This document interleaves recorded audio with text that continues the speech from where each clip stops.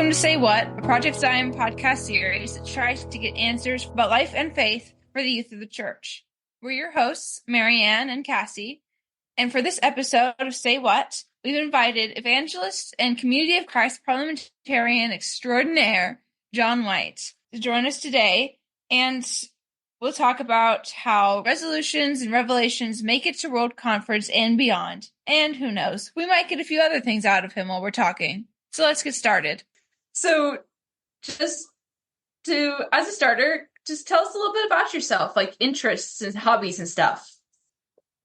Well, my name is John Wight. I live in Blue Springs, Missouri with my wife, Carol. We have 6 children and 6 grandchildren. I retired last year. I enjoy scuba diving. I enjoy backpacking. And that's probably enough about me. Well, we have several getting to know you questions that we ask every person we interview. Marianne? So the first one would be, do you think you would survive like a zombie apocalypse? Yeah, I really think so. Because as old as I am, I think zombies might just figure I was one of them and leave me alone. Okay. Well, do you ever talk to inanimate objects like a computer or cars or anything? Well, like, for example, I apologize to things I bump into. I do that all the time. I'm constantly talking. I'm not sure that there is anything that I don't talk to. Computers, wrenches, hammers, can openers, cars, et cetera, et cetera, et cetera. So I'm right there with you. So what part of a driver's test do you think you would most likely fail or perform poorly in?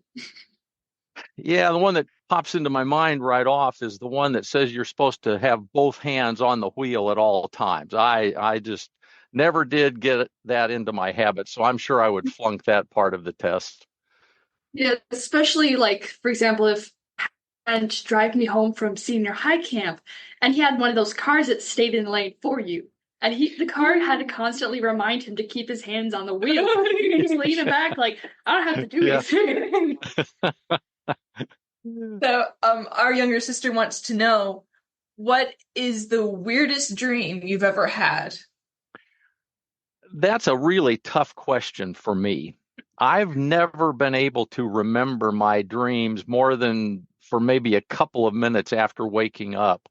I remember having some weird ones, but I really can't remember any of the details. And the older I've gotten, the harder it has gotten for me to remember anything. So sorry, I can't have a better answer for you. No, it's all right. She's the same way. To be more serious, tell us about your Youth Service Award in 1981. Well, let me first say that I was truly humbled to receive that award. I had been involved in youth ministry from my senior year in college when I was elected district youth leader in Lansing District up in Michigan. This is back when we had districts. That kind of involvement continued when I was elected district youth leader when I moved to Southern Illinois. But I think the award was really because of a couple of specific kinds of ministry. Namely, I developed something we called wilderness experiences, which involved backpacking in the mountains, sailing to the Bahamas, and similar kinds of outdoor things. And probably even more important was a camping program that I directed for inner city youth from St. Louis and East St. Louis and youth with cystic fibrosis. I'm pretty sure that I was blessed far more than the youth, but I was grateful to receive the award. That sounds really interesting. So how would working with the youth in the 80s differ from working with the youth now, and how would it be similar? Yeah, that's a tough question. I guess the first thing that comes to my mind would be the technological developments since the 80s. Being able to reach out to more and more youth and be able to stay in more regular contact with them would be a huge difference from what we worked with in the 80s. But the bottom line, I guess, would be that I would have to say that I believe trying to encourage youth to recognize that they are persons of worth and encourage them to seek God's direction in their lives is pretty much the same now as it was then. There are just some different methods of trying to share that message today. Completely different fashion sense too, I guess. True. Very true. So, one of your bios says that you are president of a quorum. Tell us, what is a quorum and what were your duties as president? Yeah, this gets a little bit complicated, so let me try to keep it as short as possible. A quorum is a name applied to a group of people holding a specific priesthood office. There are other names used for various groups, such as councils and orders. For example, there is the Order of Evangelists, the Order of Bishops, the Council of 12 Apostles, the Quorum of High Priests. Each quorum, council, or order has specific ministerial and administrative functions of one kind or another. In the case of the 70s, each quorum is an entity to itself and does things like provide for educational opportunities for its members, identifying and shepherding the approval of calls to the Office of 70 within the area covered by the given quorum, and other functions that are unique to each quorum. Each quorum has a president who presides over the group and coordinates their activities. I served in this role of being a quorum president from 1998 until 2023. The quorum presidents also form the Council of Presidents of 70, which again is an entity to itself. Just like each of the quorums of 70 are, the Council of Presidents of 70 is an entity. And this council is responsible for considering recommendations for ordination to the Office of 70, coordinating educational materials as appropriate for all 70s, working closely with the Council of 12 Apostles in ministries of outreach and invitation, among other things. One of the presidents of 70 is elected to serve as the senior president of 70 to preside over the work of the Council of Presidents of 70. And I served in that role from 2010 until 2023. That's a lot. So, you currently hold the office of evangelist. How is that office different than the office of 70 or president of 70? Yeah, as I alluded to in my previous answer, and as indicated in one of the church's publications, 70s are known as ministers of evangelism through witnessing, inviting, and church planting. In other words, focusing on inviting individuals, households, and families to respond to Christ's call to discipleship and to experience all aspects of Christ's peace. Evangelists are referred to in that same publication as ministers of blessing through spiritual companionship, sanctuary, and revival. In many ways, these two offices are very similar because they are focused on bringing the peace of Jesus Christ into the lives of people in a variety of ways. Put simply, 70s focus primarily on inviting people into relationship with Jesus Christ, and evangelists focus primarily on providing special blessings to provide support and direction for life to individuals who seek that kind of ministry. Okay. Cool. So, what exactly does a parliamentarian of the Community of Christ do, and what does it mean to be a member of the National Association of Parliamentarians? Yeah, this one's going to take a little while. Okay. Let me take those questions in reverse order, if I may. The Okay. National Association of Parliamentarians was incorporated in 1933 and now has over 6,000 members. And even though the name of the organization is National Association of Parliamentarians, there are a number of members from countries other than the U.S., but the vast majority are indeed from here. Probably the best way to answer your question is to quote from NAP's website, where they say, quote, becoming a member of NAP is the first step in the journey toward promoting fair, inclusive, democratic decision-making in organizations' business meetings, end quote. And there are three basic membership categories in NAP, and they are a member, a registered parliamentarian that you have to go through a rather lengthy test to get, and then the highest level is professional registered parliamentarian, and that involves a lot more study, a lot more testing, and so forth. I am now a professional registered parliamentarian retired. That is an official designation, having that retired added after that title. But that's what I was certified as, and am able to continue that even though I am retired from doing a lot of parliamentary work. Again, from the website, the goal of membership in NAP is, quote, promoting fair, inclusive, democratic decision-making in organizations' business meetings, end quote.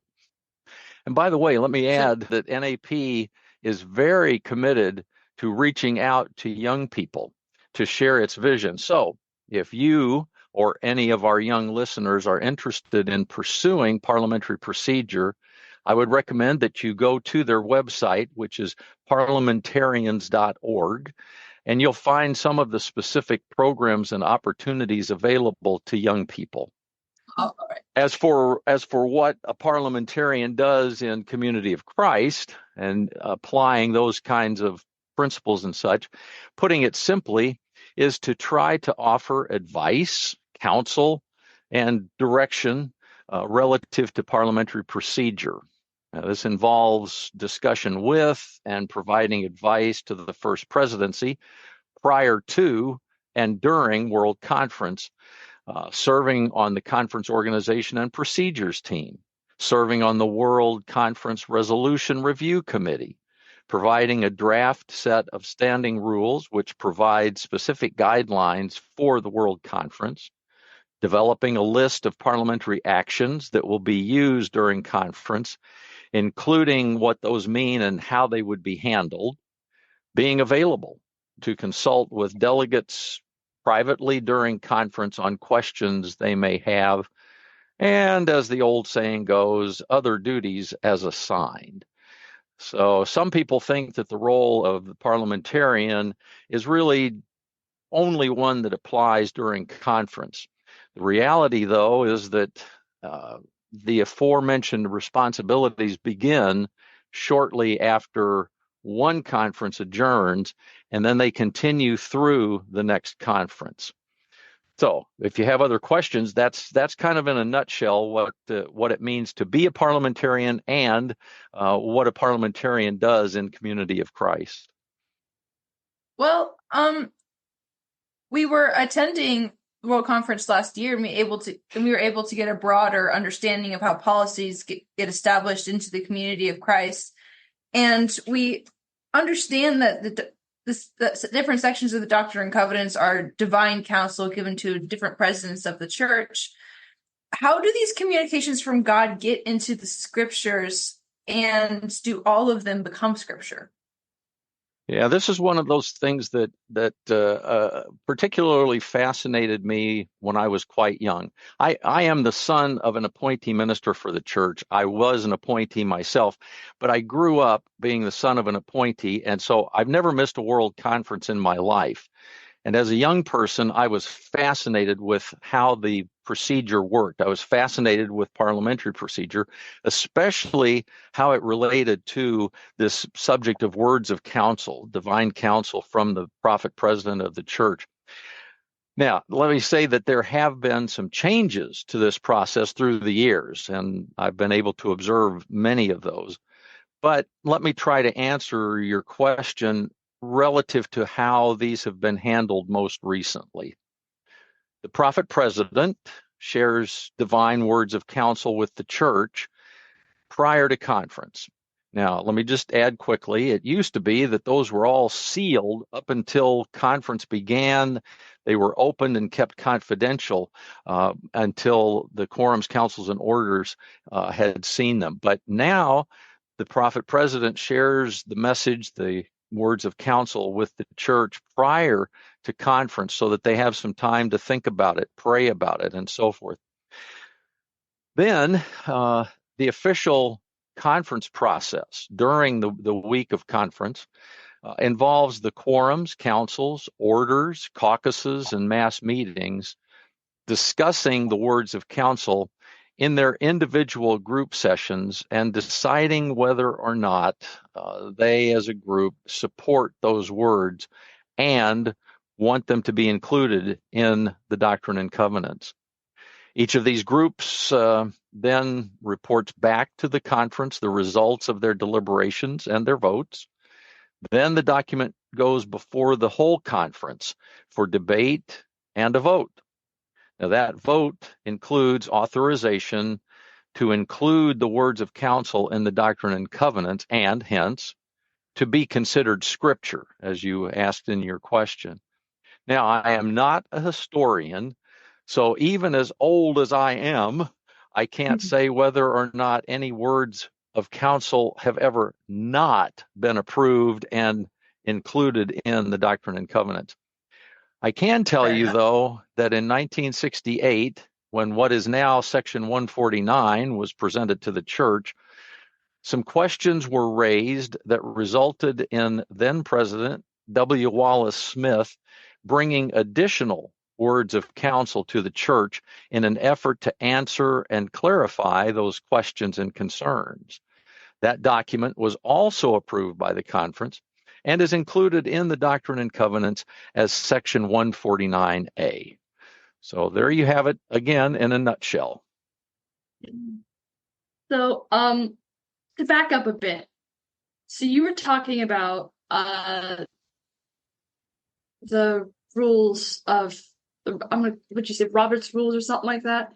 How does someone get with you to ask about those rules to, clarify things? Sure.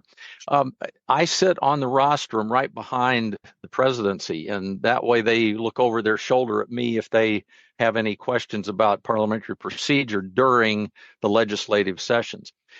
Between the legislative sessions, or if I just run into somebody in the hall, they are free to talk to me, ask me a question.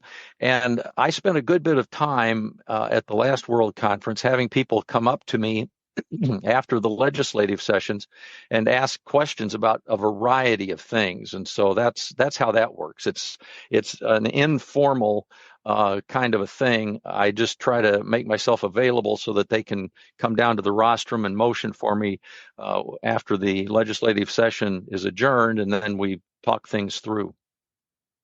Okay, cool. So, what is the process to just kind of branch off what Kassie asked? What is the process to get a resolution to World Conference?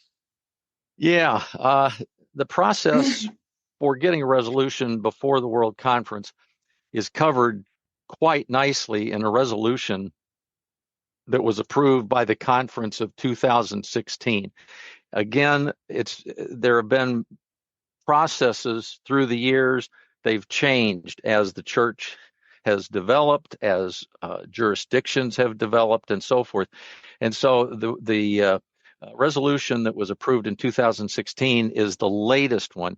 And so rather than me trying to come up with words to describe the process, I think it would probably be quicker and probably easier to understand if I just share a portion of that resolution. And this is from World Conference Resolution 1290 as it was amended in 2016. So let me just share this. Resolved that in order for legislation to come before the World Conference, such legislation must be submitted to the First Presidency no later than 1 year prior to the opening day of each World Conference. Resolved that during World Conferences, provision shall be made for meetings of quorums, councils, the presiding bishopric, and orders of the World Church, and of caucuses authorized by the First Presidency for fellowship, spiritual growth, educational pursuits, and to consider pre-submitted legislation and other matters to be brought before the World Conference. And be it further resolved that with the approval of the First Presidency, legislation from councils, quorums, the presiding bishopric, and orders of the World Church, and of authorized caucuses may be submitted during the World Conference if such legislation is of an urgent nature or is required because of actions taken during the current World Conference.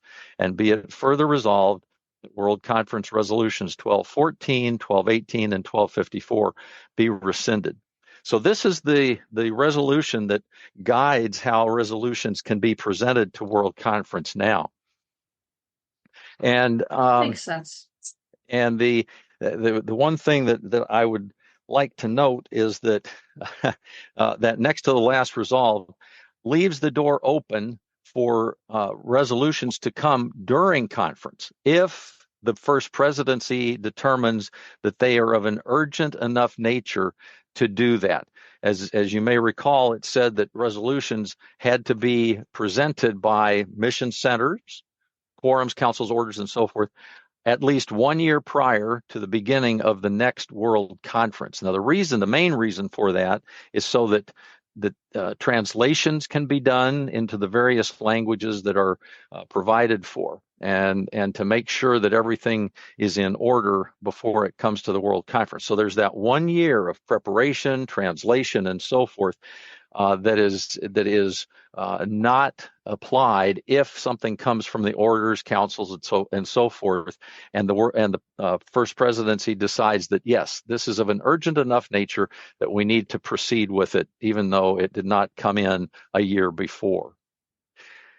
Now, I believe you asked about amendments. Is that right? Yes. Yeah. Okay. Yeah. How do we put forward an amendment for it? Yeah, as they can be offered during consideration of a given resolution. A delegate simply moves to amend by adding words in specific places, or striking out and replacing portions of the resolution, or by substituting the entire resolution with a different resolution. There are a number of specific rules that govern this process, such as that you cannot consider more than a main motion, an amendment, and an amendment to the amendment at a given time. In other words, you can't have 6 motions out on the floor and 13 amendments. You've got one motion, you can have one amendment and one amendment to the amendment at a time.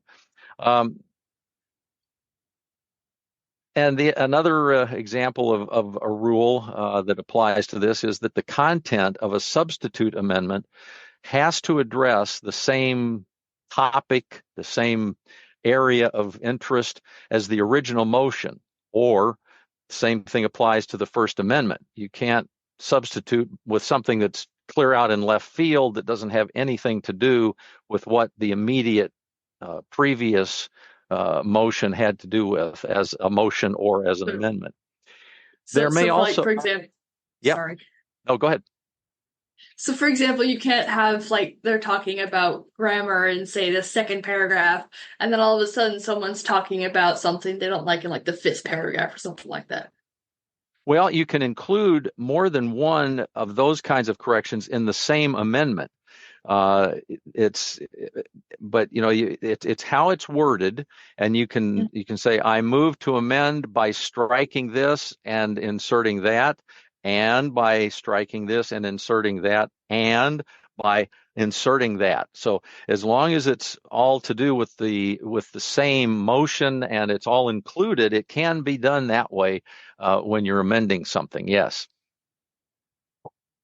Very interesting. Well, okay. Sometimes what is said at lecterns can get a bit confusing, like point of order, amendment to the amendment, and call the question. Mm-hmm. Tell us, how do you think the principles of Robert's rules that we use at World Conference and common consent, what we usually use at the congregation level, could be used together to make World Conference meetings flow better and be more understandable to any person in attendance?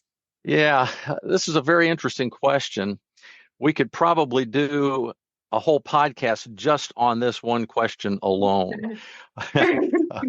Let me begin by saying that to a certain extent, we are already doing this. We have been using what is known as an alternative common consent process for several conferences for items that the presidency believes would be more appropriate for using that approach, that method. This allows for discussion and expression of levels of support rather than everybody having to vote one way or another. It allows people to speak to the subject more than once, et cetera, et cetera, et cetera. There are a number of other things that are built into this alternative method of common consent consideration that are used that are quite different than RO&R. Now, Robert's Rules of Order newly revised. Sorry, I slipped into using the letters. I apologize. Now, having said that, let me say that in my humble opinion, parliamentary procedure as outlined in Robert's Rules of Order has in many ways tried to incorporate common consent philosophies and approaches that you named. For example, Roberts identifies various fundamental principles of parliamentary procedure, such as the rule of the majority, the rights of the minority to be heard, equality of opinion, protection of absentees, and one subject at a time. Now, General Henry Robert published his first book way back in 1867.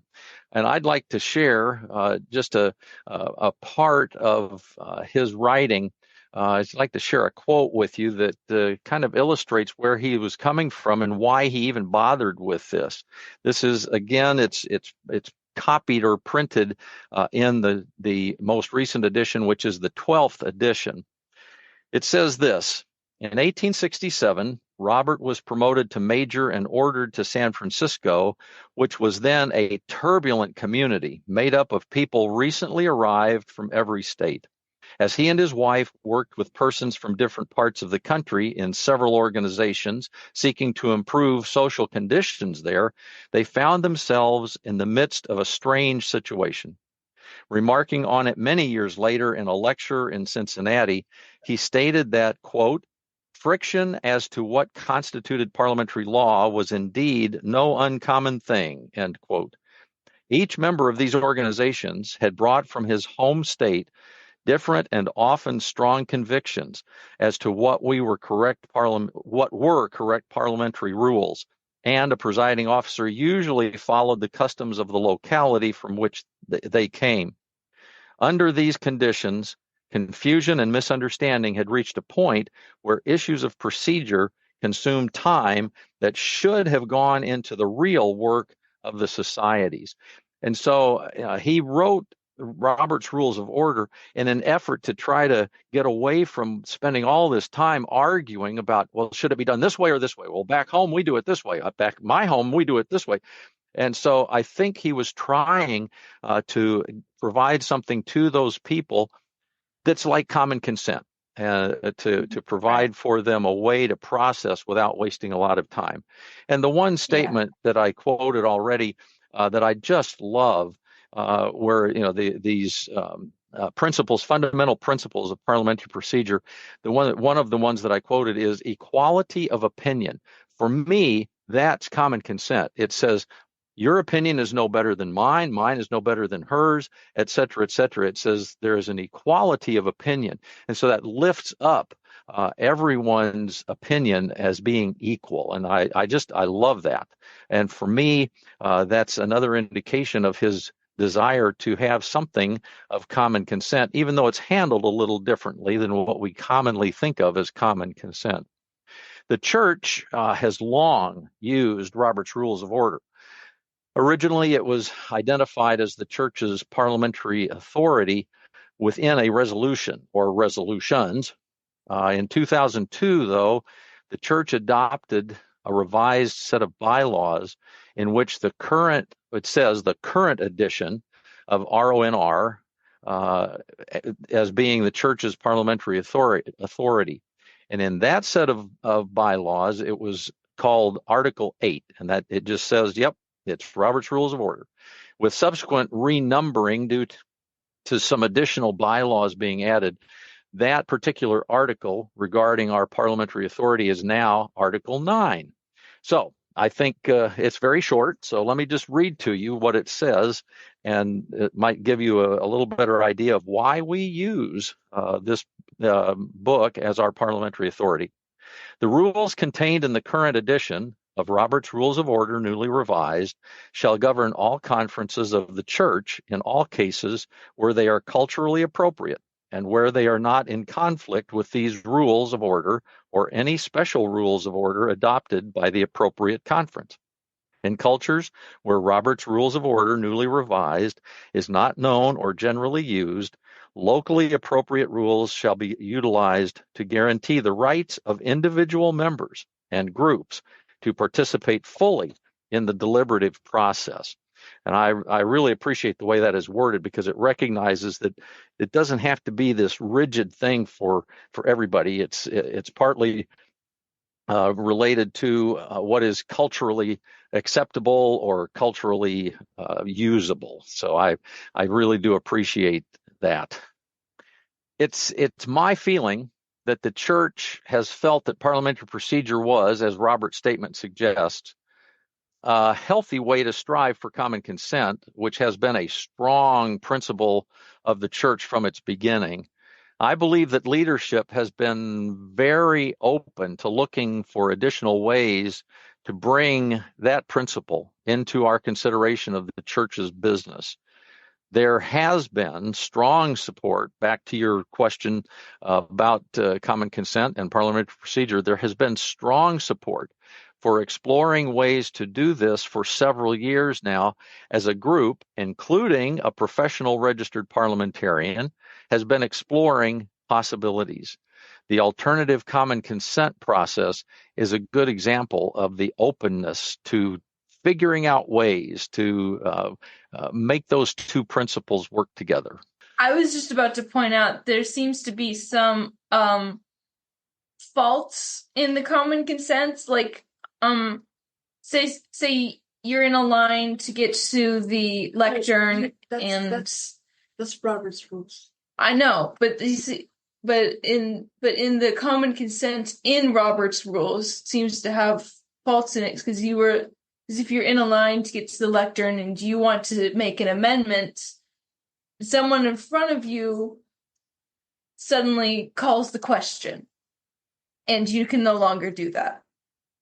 Yeah, and let me just say that that the system that's used at World Conference by the First Presidency and that is generated, or that uses the lectern operators as the input people, it is designed so that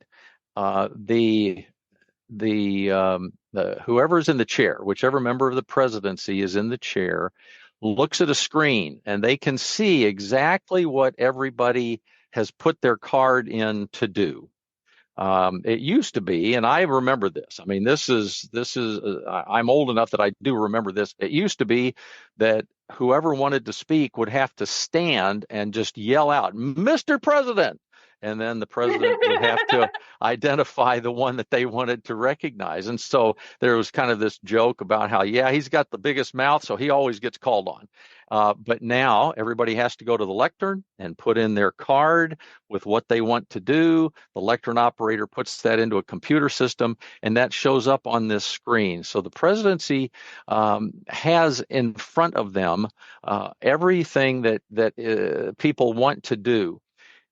And I can tell you from personal observation that if the presidency does not believe there has been enough time for discussion, they will not call up someone who has, or call on someone who has put in that they want to call for the previous question. They want to give everybody a chance, or at least enough of a chance to speak. They also observe fairly religiously, no pun intended, the rule of alternates. And that means that one person in favor of gets to speak, and then one person opposed, one person in favor of, one person opposed. And again, that goes back to what I quoted from General Robert, that the equality of opinion. And so there is this effort to make sure that people are hearing enough from those who are opposed and those who are in favor of. And so the things that happen because of the system actually is much better now than it used to be, where it was just the chair was relying on the voice that they heard. And so even though it may seem somewhat or somehow unfair, it's actually a lot better than it used to be. And the chances of getting recognized are much better now than they used to be, I guess is the best way for me to say it. It has always been a question mark. Am I going to get recognized? Well, let's find out. And so there's always that chance, regardless of the system that's being used, or even if parliamentary procedure is or is not being used, there's always a chance you won't have the opportunity to speak just because of how things work. But I can tell you that every effort is made to provide sufficient time and opportunity for debate, for discussion, for questions, and so forth before someone calls for the question. Okay, that's awesome. Love that people are making progress towards these things, you know? Mm-hmm. So we would love to dream big for a moment, and would like you to venture there with us. How could we establish, say, a non-geographical delegation of youth or young adults to represent the young voices at World Conference? Yeah, this is a little bit complicated because the bylaws are very clear about who would be a delegate, how they become a delegate, who they represent, and it's all based on mission centers. The mission centers elect their delegates, and so to move to this kind of a non-geographical delegation would require an amendment of the bylaws, which is a fairly complicated process. But I'm not trying to discourage you in any way. If you want to pursue that, I would recommend that you do that. Now, I would also recommend, though, that if you want to pursue that you discuss it first with your apostle. That would probably help to have input from him or her. And so it's because it is a rather complicated process to get a bylaw amendment. It just takes a little bit more effort. It's a little bit more complicated process than some of the things that we do. In this day and age, there may be a much better chance for that. With technology becoming what it has become, and I'm sure that will continue. But because the bylaws are very, very specific about how jurisdictions will be formed, how delegates will be elected by mission centers, and so forth. Now, there's also in the bylaws a list of those officials, leaders of the church that are ex officio members. And what that means is they are, in essence, delegates because of their office. And the presidency would be that, the presiding bishopric, the presidents of 70. Those are all the sorts of people who are ex officio.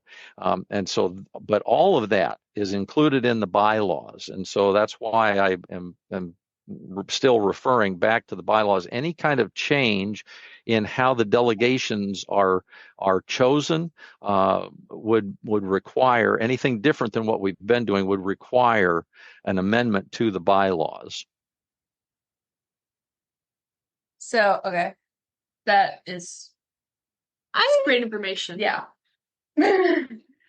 But I don't want to discourage you, because I think, we have to keep trying new stuff and seeing how it flies. So I'm just saying that you can't just come to conference with a resolution to that effect. It's a little more complicated than that. Okay. Last question. If you could have coffee or tea or Mountain Dew with anyone alive or not, who would it be? And what would you ask them? Okay, I have to ask you, how did you find out about my love of Mountain Dew? A little bird told us. Yeah. Well, at the risk of sounding somewhat trite or obvious or silly or something, I will tell you that the first name that came to my mind was Jesus. I would love to ask him what more we can do to invite people into relationship with him, and what more we can do as his disciples to help promote the peaceable kingdom on earth. Then I would have a list of several hundred more questions, but I'm not sure you want me to read all of those to you for this podcast. But that example you gave, what do you think his answer would be? If you had to guess. Yeah, I think it would. Well, in terms of what can we do, what can we, more can we do to invite people? I think he might say, well, you need to encourage every one of my disciples to go and tell somebody the story of the gospel, to tell people about why I came, and share their testimony with people, and offer to them the opportunity to get to know Jesus in ways that would bless their lives. I'm sure that he would be much, much more eloquent than that, but I think that's kind of what he did, was to encourage people to go and tell somebody and share the message with somebody. I think if everybody in the church were to be persistent enough to invite successfully one person, we would have a pretty big portion of this country covered, at least. Yep. Amen.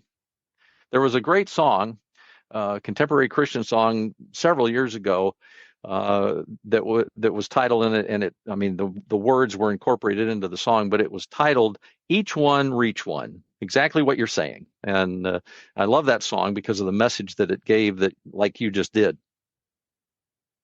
It's like a contemporary Christian song several years ago. yeah, it was contemporary at some time. Well, this has been great. Thank you for allowing us to ask our questions. Oh, well, thank you for having me. I enjoy talking about all of this stuff. Good to have you. Thank you. It's good to be here. We want to thank you, our listeners, for joining us for this episode of Say What. Be sure to join us again next time, and don't forget to put on your whole armor of God and be ready to risk something new. Go in love.